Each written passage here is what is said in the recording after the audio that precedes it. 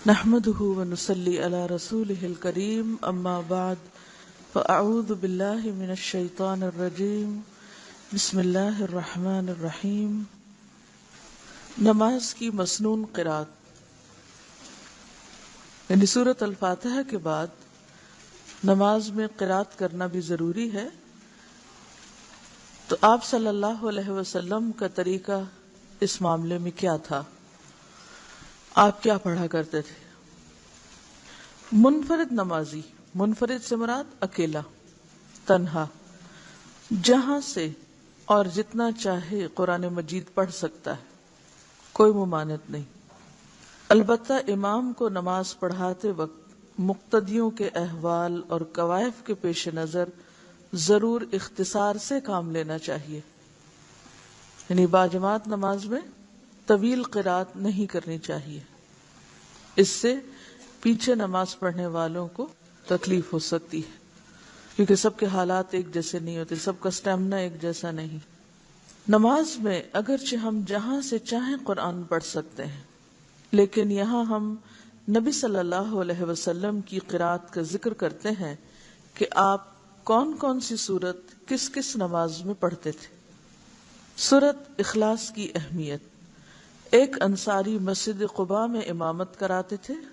ان کا معمول تھا کہ سورۃ فاتحہ کے بعد کوئی دوسری سورت پڑھنے سے پہلے قل هو اللہ احد یعنی سورۃ اخلاص تلاوت فرماتے۔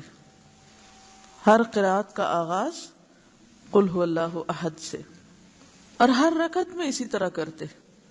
مقتدیوں نے امام سے کہا کہ آپ پہلے قل هو اللہ احد کی تلاوت کرتے ہیں، پھر بعد میں دوسری سورت ملاتے ہیں، کیا ایک سورت تلاوت کے لیے کافی نہیں؟ یعنی صرف قل هو اللہ پڑھنا کافی نہیں، یا صرف کوئی دوسری سورت پڑھنا کافی نہیں؟ اگر قل هو اللہ احد کی تلاوت کافی نہیں تو اس کو چھوڑ دیں اور دوسری سورت کی تلاوت کیا کریں۔ امام نے جواب دیا، میں قل هو اللہ احد کی تلاوت نہیں چھوڑ سکتا۔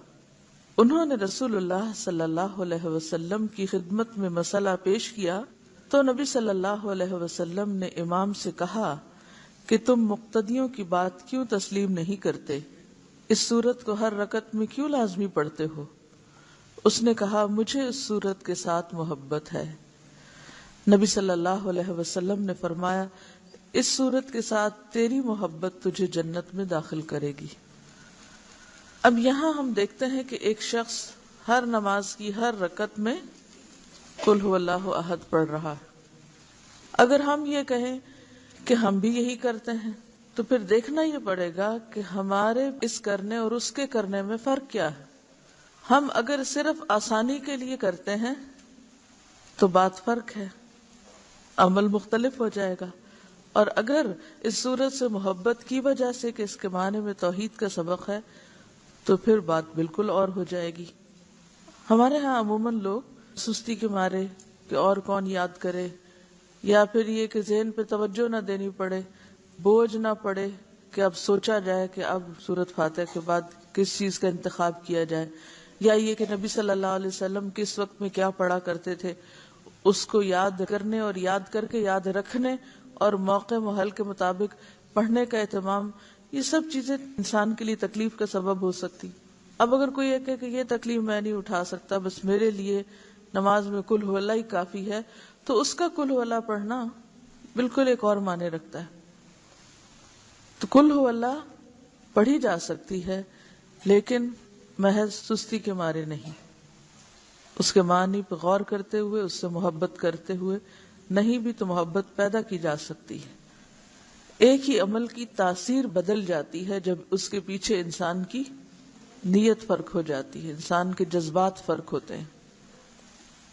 ایک صحابی نبی صلی اللہ علیہ وسلم سے کہتے ہیں کہ میرا ایک پڑوسی رات کے قیام میں صرف قل هو اللہ احد تلاوت کرتا ہے، یعنی تہجد کے وقت صرف قل هو اللہ پڑھتا ہے، دوسری کوئی آیت تلاوت نہیں کرتا۔ آپ نے فرمایا، اس ذات کی قسم جس کے قبضے میں میری جان ہے، یہ سورت تہائی قرآن کے برابر ہے۔ یہ نہیں کہا کہ اس کا پڑھنا تہائی قرآن کا پڑھنا ہے، بعض لوگ اس کو اس معنی میں لے لیتے ہیں۔ معنی کیا ہے کہ اس میں جو مضمون پایا جاتا ہے وہ تہائی قرآن کے اندر پایا جاتا ہے، یعنی توحید۔ نماز جمعہ اور عیدین میں تلاوت۔ حضرت نعمان بن بشیر رضی اللہ عنہ روایت کرتے ہیں کہ رسول اللہ صلی اللہ علیہ وسلم دونوں عیدوں اور جمعہ کی نمازوں میں سبح اسم ربک الاعلی اور هل اتاک حدیث الغاشیہ پڑھتے تھے۔ نعمان بن بشیر نے کہا جب عید اور جمعہ ایک دن میں جمع ہوتے تو پھر بھی نبی صلی اللہ علیہ وسلم یہ دونوں صورتیں دونوں نمازوں میں پڑھتے، یعنی اتنی زیادہ اس چیز کی تاکید ملتی ہے، اور آپ صلی اللہ علیہ وسلم کا تواتر کے ساتھ ایک عمل ملتا ہے کہ آپ باقی صورتوں پر ان صورتوں کو ترجیح دیتے جب بڑے کراؤڈ ہوتے یا جمعہ اور عید کی نماز ہوتی۔ عبید اللہ بن ابی رافع سے روایت ہے کہ مروان نے حضرت ابو ہریرہ رضی اللہ عنہ کو مدینے کا گورنر مقرر کیا اور خود مکہ چلے گئے۔ وہاں حضرت ابو ہریرہ رضی اللہ عنہ نے جمعہ کی نماز پڑھائی اور اس میں سورۃ جمعہ اور منافقون پڑھی اور کہا کہ ان صورتوں کو جمعہ میں پڑھتے ہوئے میں نے رسول اللہ صلی اللہ علیہ وسلم کو سنا تھا۔ تو اس سے کیا پتہ چلتا ہے کہ ان صورتوں کے علاوہ بھی صورتیں پڑھی جا سکتی ہیں، جیسا کہ اس دوسری روایت سے پتہ چلتا ہے، اور وہ کیا ہیں؟ مثلاً سورۃ جمعہ اور سورۃ منافقون۔ رسول اللہ صلی اللہ علیہ وسلم عید قربان اور عید الفطر میں قاف والقرآن المجید اور اقتربت الساعہ پڑھتے تھے، یعنی ان دو صورتوں کے پڑھنے کے بارے میں بھی روایت موجود ہے۔ تو اب جمعہ اور عیدین جس میں کثرت سے لوگ یا زیادہ لوگ شریک ہوتے ہیں، دور دور سے بھی لوگ آتے ہیں، ان میں جو صورتیں پڑھی جا رہی ہیں اگر آپ غور کریں تو مضمون کیا ہے؟ آخرت۔ بار بار آخرت کی یاد دہانی کیوں کرائی جاتی؟ حالانکہ جمعہ بھی ایک اجتماعی دن ہے، ایک خوشی کا ہی دن ہے مسلمانوں کے لیے، ایک خاص عبادت کا دن ہے، اسی طرح عیدوں کا موقع خوشی کا موقع ہے۔ عین خوشی کے موقع پر بھی کیا تعلیم دی جا رہی ہے؟ اقتربت الساعہ، هل اتاک حدیث الغاشیہ، کہ ایسے مواقع پر بھی عید کے دن بھی نہیں بھول سکتے آخرت کو، کیونکہ موت تو جوتی کے تسمے سے بھی زیادہ انسان کے قریب ہے۔ سب سے بڑا ہمارا دھوکہ ہی یہی ہے کہ ہم اس کو دور سمجھتے ہیں جو سب سے قریب ہے، اس کو حقیقت نہیں سمجھتے جو یقینی ہے۔ جمعہ کے دن نماز فجر میں حضرت ابو ہریرہ رضی اللہ عنہ روایت کرتے ہیں کہ رسول اللہ صلی اللہ علیہ وسلم جمعہ کے دن فجر کی نماز میں الف لام میم تنزیل یعنی سورۃ السجدہ پہلی رکعت میں اور هل اتى علی الانسان یعنی سورۃ الدہر دوسری رکعت میں پڑھتے تھے۔ نماز فجر میں، یعنی یہ تو جمعہ کی نماز فجر ہے، عام دنوں میں حضرت جابر بن سمرہ رضی اللہ عنہ روایت کرتے ہیں کہ رسول اللہ صلی اللہ علیہ وسلم نماز فجر میں سورۃ قاف والقرآن المجید اور اس کی مانند کوئی اور سورت پڑھتے تھے۔ طویل قرات ہوتی تھی فجر کی نماز میں۔ رسول اللہ صلی اللہ علیہ وسلم نے ہمیں مکہ فتح ہونے کے بعد فجر کی نماز پڑھائی، پس سورہ مومنون یعنی قد افلح المؤمنون شروع کی، یہاں تک کہ موسیٰ اور ہارون علیہم السلام یا عیسیٰ علیہ السلام کا ذکر آیا تو نبی صلی اللہ علیہ وسلم کو کھانسی آ گئی اور آپ رکوع میں چلے گئے، یعنی مکمل سورت نہیں پڑھی، جہاں تک اللہ نے چاہا اتنی پڑھی۔ اس سے کیا پتہ چلتا ہے کہ یہ بھی ضروری نہیں کہ کسی رکعت میں سورت پوری ہی پڑھی جائے، اگر ایک حصہ بھی پڑھ لیا جائے تو نماز ہو جاتی۔ حضرت عمرو بن حریث رضی اللہ عنہ روایت کرتے ہیں کہ انہوں نے رسول اللہ صلی اللہ علیہ وسلم کو نماز فجر میں واللیل اذا عسعس یعنی سورۃ تکویر پڑھتے ہوئے سنا۔ حضرت عقبہ بن عامر رضی اللہ عنہ روایت کرتے ہیں کہ میں سفر میں رسول اللہ صلی اللہ علیہ وسلم کی اونٹنی کی مہار پکڑے ہوئے چل رہا تھا، آپ سفر میں نماز صبح کے لیے اترے تو آپ نے صبح کی نماز میں قل اعوذ برب الفلق اور قل اعوذ برب الناس پڑھی۔ اس سے کیا پتہ چلتا ہے؟ سفر کی حالت ایکسیپشنل حالت ہوتی ہے اور گھر میں قیام کی حالت مختلف حالت ہوتی ہے۔ تو سفر میں جہاں نماز قصر ہے وہاں تلاوت میں بھی قصر ہے۔ قصر کا کیا معنی ہوتا ہے؟ چھوٹا کرنا ہے۔ تو اس سے یہ پتہ چلتا ہے کہ اگر آپ صحیح وقت پر اٹھ کے نماز پڑھیں گے تو آپ طویل قرات کر سکتے ہیں، اور اگر آپ جلدی میں ہیں اور وقت کم ہے یا سفر میں ہیں اور طویل وقت کے لیے نہیں راستے میں رک سکتے تو مختصر صورتیں بھی پڑھ سکتے ہیں۔ حضرت معاذ بن عبداللہ کہتے ہیں کہ نبی صلی اللہ علیہ وسلم نے نماز فجر میں دونوں رکعتوں میں اذا زلزلت تلاوت فرمائی۔ اس سے کیا پتہ چلتا ہے؟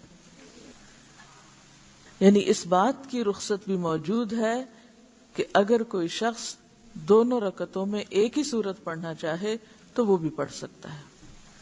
رسول اللہ صلی اللہ علیہ وسلم فجر کی سنت کی دونوں رکعتوں میں نہایت ہلکی قرات فرماتے، یہاں تک کہ حضرت عائشہ فرماتی ہیں مجھے شبہ گزرتا کہ شاید نبی صلی اللہ علیہ وسلم نے سورت فاتحہ بھی نہیں پڑھی، یعنی بہت چھوٹی سورت۔ وہ کون سی صورتیں تھیں؟ آپ صلی اللہ علیہ وسلم سنتوں کی پہلی رکعت میں قل یا ایھا الکافرون اور دوسری رکعت میں قل ھو اللہ احد پڑھتے۔ اب یہاں آپ حضرت عائشہ کے اس بیان سے اس غلط فہمی میں مبتلا نہ ہو جائیں کہ آپ بس بہت تیز اور جلدی جلدی نماز پڑھتے تھے۔ اس سے مراد یہ ہے کہ آپ صلی اللہ علیہ وسلم بہت چھوٹی صورتیں پڑھتے تھے، اور آپ کو معلوم ہے کہ اس وقت حضرت عائشہ خود کہاں ہوتی تھی؟ لیٹی ہوئی ہوتی تھی۔ آپ جب سجدے میں جاتے تو پاؤں ہلا دیتے اور سجدہ کر لیتے، حضرت عائشہ وہیں لیٹی ہوئی ہوتی تھی۔ اب آپ دیکھیں کہ ایک شخص نماز پڑھا اور ایک شخص لیٹا ہوا ہو، نیم بیداری اور نیم خواب کی حالت میں، تو اس کے پاس اگر کوئی نماز پڑھ رہا ہو تو عموماً وہ کیا کہتا ہے؟ تو نے پڑھ بھی لی، اتنی جلدی پڑھ لی۔ آپ لوگ اکٹھے رہتے ہیں، اگر کوئی واش روم میں گیا ہوا ہے اور آپ کو اتنی دیر لیٹنے کا موقع مل جائے اور وہ باہر نکل آئے تو آپ کیا کہیں گے؟ اور اگر آپ جاگ کے دروازے کے سامنے کھڑے ہو کے انتظار کر رہے ہیں تو کیا کہیں گے؟ ٹھیک ہے۔ تو میں نے جب یہ حدیث پڑھی تو اس پہ میں نے غور کیا کہ انہوں نے ایسا کیوں کہا، کہ مجھے یوں شبہ گزرا کہ آپ نے ابھی سورۃ فاتحہ نہیں پڑھی۔ تو اس وقت چونکہ خود آپ ایک ایسی کیفیت میں ہوتی تھی کہ جس میں ان کو اور بھی زیادہ جلدی محسوس ہوتی۔ ظہر اور عصر کی نماز میں حضرت ابو قتادہ رضی اللہ عنہ سے روایت ہے کہ رسول اللہ صلی اللہ علیہ وسلم ظہر اور عصر کی پہلی 2 رکعتوں میں سورۃ فاتحہ اور کوئی ایک سورت پڑھتے، اور پچھلی 2 رکعتوں میں صرف فاتحہ پڑھتے، اور کبھی کبھار ہمیں ایک آدھ آیت بلند آواز سے پڑھ کر سنا دیتے تھے۔ یعنی پڑھتے پڑھتے مثلا سورۃ الفاتحہ پڑھ رہے ہیں تو دل میں پڑھ رہے ہیں، لیکن بیچ میں کوئی ایک آیت ذرا سی اونچی پڑھ دیتے تھے، ہمیں پتہ چلتا کہ آپ کہاں تک پہنچے۔ حضرت جابر بن سمرہ رضی اللہ عنہ روایت کرتے ہیں کہ رسول اللہ صلی اللہ علیہ وسلم ظہر میں واللیل اذا یغشی پڑھتے تھے، اور ایک اور روایت میں ہے کہ سبح اسم ربک الاعلی، اور عصر میں بھی اسی کی مانند کوئی سورت پڑھتے تھے، اور فجر میں لمبی سورتیں پڑھتے تھے۔ ٹھیک ہے۔ حضرت جابر بن سمرہ کی روایت ہے جس میں نبی صلی اللہ علیہ وسلم کا ظہر اور عصر میں والسماء ذات البروج اور والسماء والطارق پڑھنا آیا ہے۔ رسول اللہ صلی اللہ علیہ وسلم ظہر کی آخری 2 رکعتوں میں 15 آیات کے برابر قرات فرماتے تھے۔ یعنی یہ بھی آتا ہے کہ صرف سورۃ الفاتحہ پڑھتے، اور یہ بھی آتا ہے کہ 15 آیتیں بھی۔ معلوم ہوا کہ آخری 2 رکعتوں میں سورۃ فاتحہ کے بعد قرات مسنون ہے، اور کبھی آپ آخری 2 رکعتوں میں صرف فاتحہ کی قرات فرماتے۔ تو اس سے کیا پتہ چلتا ہے؟ دونوں طریقے جائز ہیں۔ جبکہ نماز عصر کی پہلی 2 رکعتوں میں ہر رکعت کے اندر 15 آیات تلاوت فرماتے، اور آخری 2 رکعتوں میں صرف فاتحہ پڑھتے۔ یعنی عصر کی نماز میں صرف فاتحہ ہی پڑھتے تھے آخری 2 رکعتوں میں. حضرت ابو معمر رحمہ اللہ علیہ نے خباب رضی اللہ عنہ سے کہا، کیا رسول اللہ صلی اللہ علیہ وسلم ظہر اور عصر میں قرات کرتے تھے؟ خباب رضی اللہ عنہ نے کہا، ہاں. پوچھا گیا کہ آپ کو کیسے معلوم ہوا؟ خباب فرمانے لگے کہ آپ کی داڑھی کی جنبش سے، یعنی کہ جب منہ ہلتا تھا تو پتہ چلتا تھا. معلوم ہوا کہ ظہر اور عصر کی نمازوں میں آپ سری یعنی دل میں قرات کرتے تھے، بلند آواز سے نہیں. کبھی آپ کی قرات طویل ہوتی، یعنی ظہر عصر میں بھی کبھی طویل بھی ہو جاتی. ایک دفعہ ظہر کی جماعت کی اقامت ہوئی تو ایک شخص اپنے گھر سے بقیع قبرستان کی جانب قضاء حاجت کے لیے گیا. وہاں سے فارغ ہو کر گھر پہنچا، وضو کیا، پھر مسجد آیا تو معلوم ہوا کہ ابھی تک نبی صلی اللہ علیہ وسلم پہلی رکعت میں ہیں، یعنی کبھی کبھار اتنا طویل قیام بھی ہوا ہے. صحابہ کرام رضی اللہ عنہم فرماتے ہیں کہ آپ پہلی رکعت کو اتنا لمبا اس لیے فرماتے کہ نمازی پہلی رکعت ہی میں شریک ہو سکیں. ٹھیک ہے. اور عام طور پر آپ کی نماز میں پہلی رکعت دوسری کی نسبت لمبی ہوتی تھی. نماز مغرب میں حضرت جبیر بن مطعم رضی اللہ عنہ روایت کرتے ہیں کہ میں نے رسول اللہ صلی اللہ علیہ وسلم کو نماز مغرب میں سورۃ طور پڑھتے ہوئے سنا. ام الفضل کی بیٹی حارثہ رضی اللہ عنہا کہتی ہیں کہ میں نے رسول اللہ صلی اللہ علیہ وسلم کو نماز مغرب میں سورۃ والمرسلات عرفا پڑھتے ہوئے سنا. حضرت عائشہ رضی اللہ عنہا کہتی ہیں کہ رسول اللہ صلی اللہ علیہ وسلم نے نماز مغرب سورۃ اعراف کے ساتھ پڑھی اور اس سورت کو دونوں رکعتوں میں متفرق پڑھا، یعنی آدھا آدھا کر کے، ایک حصہ ایک میں دوسرا حصہ دوسرے میں. یعنی اس سے کیا پتہ چلتا ہے کہ نماز مغرب میں بھی بہت چھوٹی قرات نہیں ہوتی تھی. ایک طرف سورۃ طور ہے، المرسلات عرفا ہے، اور پھر سورۃ اعراف کے بارے میں بھی ملتا ہے. تو عموماً ہم سمجھتے ہیں کہ مغرب کا وقت کم ہے، لہذا قل ہو اللہ پہ ہی گزارا کر لو. نماز عشاء میں حضرت براء بن عازب رضی اللہ عنہ روایت کرتے ہیں کہ میں نے رسول اللہ صلی اللہ علیہ وسلم کو نماز عشاء میں والتین والزیتون پڑھتے ہوئے سنا، اور میں نے نبی صلی اللہ علیہ وسلم سے زیادہ خوش آواز کسی کو نہیں سنا. یعنی آپ کی آواز سب آوازوں میں خوبصورت تھی. حضرت معاذ بن جبل رضی اللہ عنہ نے عشاء کی نماز میں سورۃ بقرہ پڑھی. مقتدیوں میں سے ایک کھیتی باڑی کا کام کرنے والے نے سلام پھیر دیا، آدھے میں نماز چھوڑ دی.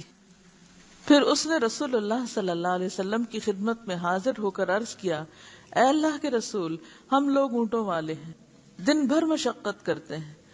معاذ نے عشاء میں سورۃ بقرہ شروع کر دی. مجھے دن کے تھکے ہوئے کو لمبی قرات سے ملال ہوا. ہادی عالم صلی اللہ علیہ وسلم نے معاذ رضی اللہ عنہ سے کہا، تو لوگوں کو نفرت دلاتا ہے اور فتنہ کھڑا کرتا ہے. آپ صلی اللہ علیہ وسلم نے 3 مرتبہ یہ بات دہرائی، یعنی سخت قسم کی ڈانٹ تھی.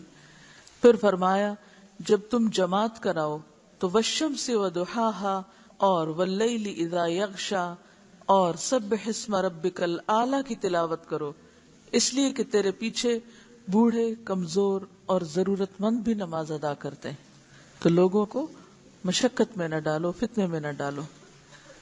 اس حدیث سے عشاء کی نماز کی قرات بھی معلوم ہوئی، اور ساتھ ہی اس حدیث نے نماز کے اماموں کو بھی متنبہ کر دیا کہ وہ نماز پڑھاتے وقت مقتدیوں کا خاص طور پر خیال رکھیں اور خوب سمجھیں کہ نماز میں مقتدیوں کے حالات کے پیش نظر تخفیف کرنا، تخفیف کا کیا معنی؟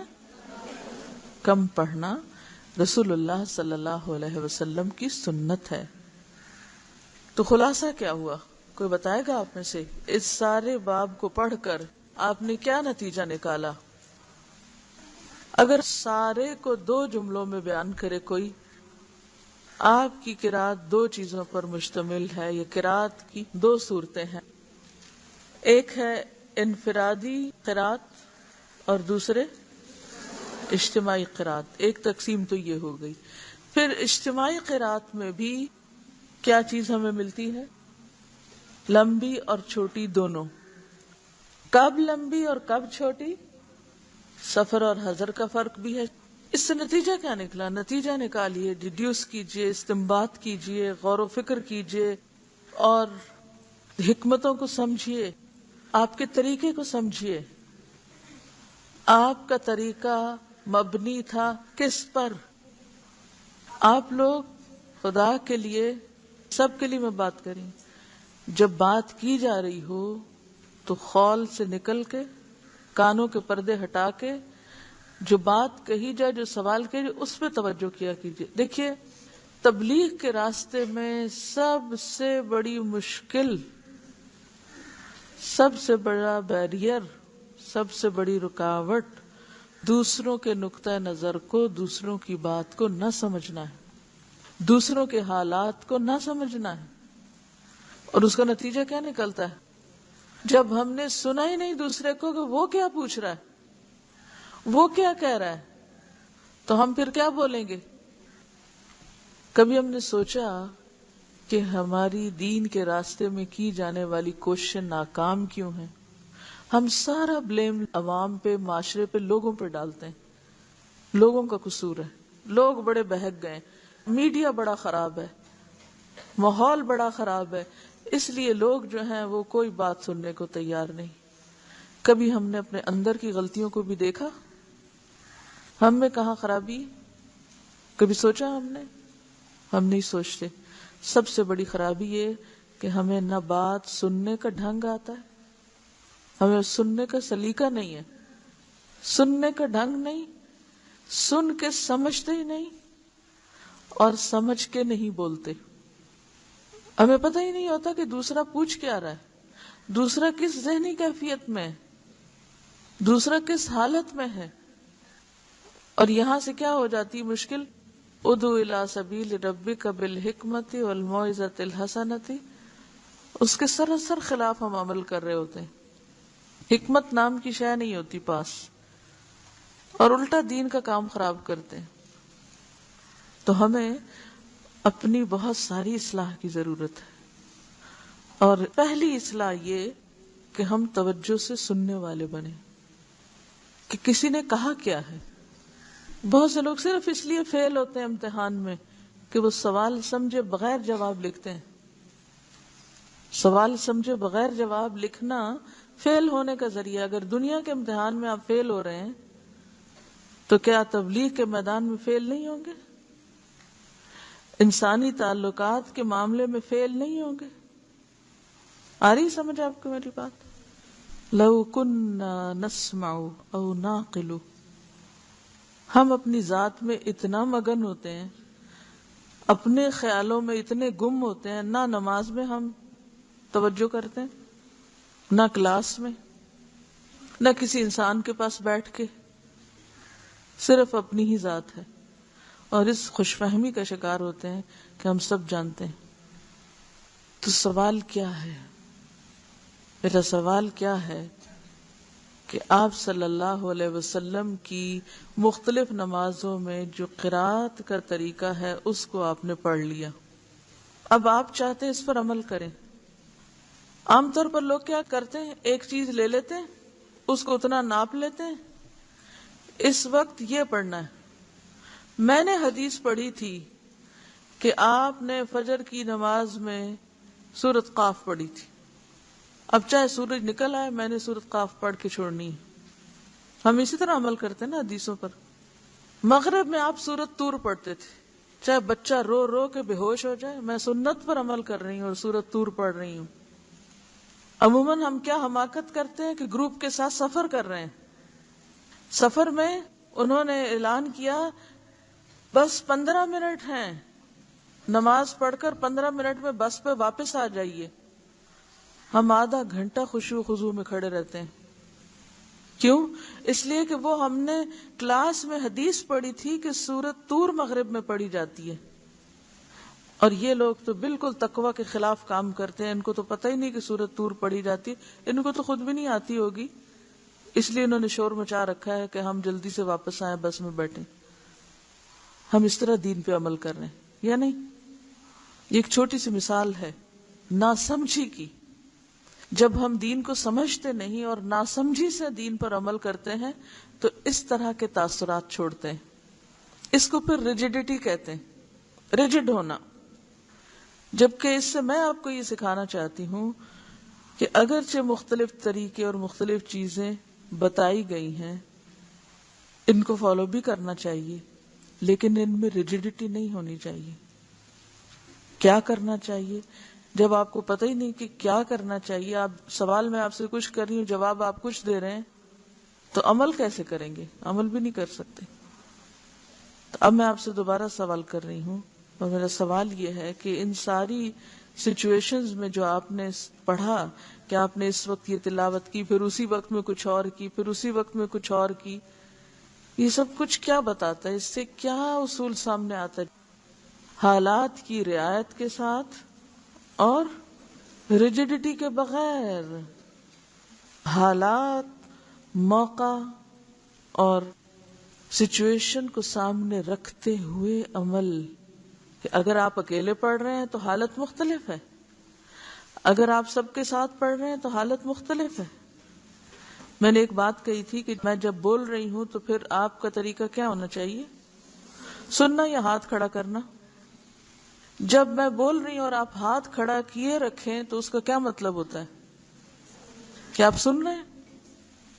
یہی تو میں آج سکھا رہی ہوں آپ کو کہ اگر ہم سنتے نہیں نا پوری بات تو سمجھتے بھی نہیں. جب سمجھتے نہیں تو عمل بھی نہیں ہوتا. اگر میں پوچھوں کہ عمل سے ہم کیوں دور ہیں یا لوگ کیوں دور ہیں، تو مجھے تو اس کا جواب ایک ہی ملتا ہے: لوگوں نے دین کو سمجھا ہی نہیں. کچھ لوگوں نے تو اس لیے نہیں سمجھا کہ انہوں نے پڑھا ہی نہیں، وہ ایسی مجلسوں میں آئے ہی نہیں، وہ بھی نہیں سمجھے. اور کچھ لوگ ایسے ہیں کہ جو یہاں آ کے بھی نہیں سمجھتے. تو زیادہ بدقسمتی کس کی ہے؟ جو آ کے بھی نہ سمجھے. اور اس میں رکاوٹیں کون سی ہیں؟ خود ہماری اپنی ذات. پہلا ہی کام نہیں کرتے. اور یہ بات پہلے بھی میں بتا چکی ہوں کہ جب بولا جا رہا ہوتا ہے تو اس وقت ہاتھ نہیں کھڑا کرتے. اب آپ ہی کی باتوں کا خلاصہ کرنا بے حد ضروری ہے تاکہ ری انفورسمنٹ ہو. ایک طریقہ یہ ہے کہ میں آگے چلتی جاؤں، اور ایک یہ ہے کہ آپ کو غور و فکر سکھاؤں. ٹھیک ہے؟ تو بات یہ ہو رہی تھی کہ آپ صلی اللہ علیہ وسلم نے بیرونی اندرونی تمام تر حالات کو مد نظر رکھ کر نمازیں پڑھی اور پڑھائی ہیں. جب آپ تنہا تہجد پڑھتے تھے، قرات اور طرح تھی. جب لوگوں کو پڑھائی اور طرح تھی. جب سفر میں تھے، قرات مختلف تھی. پھر نمازوں کے اوقات کے اعتبار سے بھی قرات مختلف تھی. پھر کبھی بلند آواز سے پڑھائی اور کبھی سری، یعنی دل ہی دل میں زیر لب بلند آواز سے، اور کبھی بغیر آواز کے بھی قرات کی. ٹھیک ہے؟ تو اس سے ہمیں یہ سبق ملتا ہے کہ دین کے معاملے میں ریجڈیٹی نہیں، اور سنت پر عمل کرنے کا مطلب کچھ چیزوں کو اندھا دھن بے سوچے سمجھے پکڑنا نہیں. یہی دین کی سہولت ہے، یہی دین کی رخصت ہے کہ اس نے انسانی مزاج کو مد نظر رکھا ہے. جب ہم دین سکھاتے ہیں کسی کو، یہ لوگوں کو سنتیں بتاتے ہیں، تو ہم ان کو کس درجے میں لے جاتے ہیں؟ ایک سنت سکھاتے وقت ہم ان کو بس ریجڈیٹی کے ساتھ ایک چیز بتا دیتے ہیں، اور اس کے علاوہ دوسرا رخ یا تو بتاتے نہیں یا پھر اس کی رعایت نہیں کرتے کہ دوسرا پہلو بھی ہے. ٹھیک ہے نا؟ اس کی ایک اور مثال آپ یوں سمجھیے، اس بات کو زیادہ آسانی ہو جائے گی. ہمارے یہاں بچوں کو جو اسلامیات کی نماز کی کتابیں پڑھائی جاتی، اس میں ظہر کی رکعتیں خانوں میں لکھ کے ڈال کے ٹوٹل ان کا کیا ہوا ہے. عشاء کی رکعتیں 17. ان کو نہیں پتا فرض کا درجہ کیا ہے، سنت کا کیا ہے، نفل کا کیا ہے، وتر کا کیا ہے، کیا پڑھنا لازم ہے اور کیا چھوڑا جا سکتا ہے. بوڑھے ہو جاتے ہیں لوگ، ان کو یہ نہیں پتا چلتا سفر میں کتنی نماز پڑھنی ہے، قصر کا مطلب کیا ہے، کون سی پڑھنی ہے اور کون سی نہیں پڑھنی. پلٹ پلٹ کے ایک ہی طرح کے سوال کیے چلے جاتے ہیں. یہ ساری کنفیوژن کیوں ہے؟ کیونکہ بتانے والوں نے چیزوں کو واضح کر کے نہیں بتایا. دین کا علم تو دے دیا، فہم اور فقہ نہیں دی. علم دے دیا، نالج دے دیا، اس سے اخذ کرنے کا طریقہ، اس کو اپلائی کس طرح کرنا ہے. یعنی وہ جو امام شافعی کے بارے میں آتا ہے نا کہ 1 سال تو امام مالک سے علم لیا اور اگلا سال ادب لیا. وہاں ادب کا کیا معنی ہے آپ کا کہ وہ یوں بس سر جھکا کے بیٹھ جاتے تھے چپ ہو کے؟ یہ ادب ہے. آپ اس جملے کا کیا معنی سمجھتے ہیں کہ دوسرے سال انہوں نے ادب سیکھا، اپلائی کرنے کا طریقہ، اس پر عمل کا طریقہ کہ اس پر عمل کیسے ہوگا، اور اسی عمل کا ایک حصہ ہے پھر آگے سکھانا بھی. ٹھیک ہے نا؟ تو ایک ہوتا ہے کسی چیز کے بارے میں جان لینا. جیسے ایک شخص MBBS کرتا ہے تو اس نے کیا کیا؟ علم حاصل کر لیا. جب ہاؤس جاب کرتا ہے تو وہ کیا کرتا ہے؟ اپنے نظریے کو، اپنے تھیری کو کس میں ڈالتا ہے؟ پریکٹس کرتا ہے، عمل میں ڈھالتا ہے کہ ہاں یہ دوا پڑھ تو لیا، اب کس مریض کو کس وقت میں کس بیماری میں کتنی دینی. یعنی اگر کوئی شخص محض جسم کے بارے میں سب کچھ جان لے، ساری اناٹمی پڑھ لے، دوائیوں کے نام جان لے، تو کیا وہ اس قابل ہو سکتا ہے کہ وہ خود سے ہی فیصلہ کر لے کہ ہاں کس مریض کو مجھے کتنی دوائی کتنی ڈوز دینی چاہیے؟ نہیں. یہ کہاں سے سیکھتا ہے؟ وہ پریکٹس میں سیکھتا ہے. بڑے استادوں کے ساتھ رہ کے، بڑے ڈاکٹرز کے ساتھ کام کر کے سیکھتا ہے کہ انہوں نے کس موقع پر کس مریض کو کیا دیا، کتنا دیا، کیوں دیا اور کیا نہیں دیا، اور پھر اس کی وجہ بھی پوچھتے ہیں کہ بھی یہ کام ایسا کیوں کیا گیا. ہمارے ہاں مشکل یہ ہے کہ ہم یا تو علم لے لیتے ہیں کتابوں سے یا کچھ لوگوں سے، بس پڑھ لیتے ہیں، کتاب اٹھائی پڑھ لیا ہم نے، اچھا یہ کیا، اور پھر اس کے بعد عمل کیسے کرتے ہیں؟ اس وقت یہ کرنا، سویرے یہ کرنا، شام یہ کرنا، اس وقت یہ، بس خانے بانٹے بند، ریجیڈیٹی، خلاص، آگے پیچھے نہیں ہو سکتے. اس سے کیا ہوتا ہے؟ دین ہوتا ہے نا مشکل. اگر آپ صرف کسی کو سکھا دیں کہ آپ صلی اللہ علیہ وسلم فجر کی نماز میں سورۃ قاف پڑھتے تھے، اب اس مسکین کو سورۃ قاف نہیں آتی، تب آپ کہیں کہ نہیں، آپ تو جب تک سورۃ قاف نہیں پڑھیں گے تو آپ صحیح سنت کی پیروی نہیں کر رہے. تو یہ بات نہیں. تو ان معاملات میں ہمیں جب تک علم کی وسعت نہیں ہوگی اور جب تک پھر علم کو عمل میں ڈھالنے کی حکمت نہیں آتی ہوگی اور جب تک اس کو پھر جذب کرنے کی صلاحیت نہیں ہوگی، تو یہ پروسیس جو ہے محض سیکھنے سکھانے کا فائدہ مند نہیں. نبی صلی اللہ علیہ وسلم نے 23 سال میں جو دین سکھایا وہ کس طرح سکھایا تھا؟ آپ کئی دن سے یہی بات پڑھ رہے ہیں کہ ایون صحابہ کرام نے احادیث کیسے نریٹ کی؟ جی ہاں، حالات کے مطابق. تو ہمیں بھی ٹھیک ہے، اس وقت ہم جو کچھ کر رہے ہیں نا وہ صرف انفارمیشن لے رہے ہیں، پھر حالات کے مطابق کس وقت میں مجھے کیا کرنا ہے. جس کو یہ سلیقہ نہیں آتا نا وہ دین کو بدنام کرنے کا سبب بنتا ہے. اس لیے اس سلیقے کو ساتھ ساتھ سیکھنے کی ضرورت ہے. مختلف آیات کا جواب.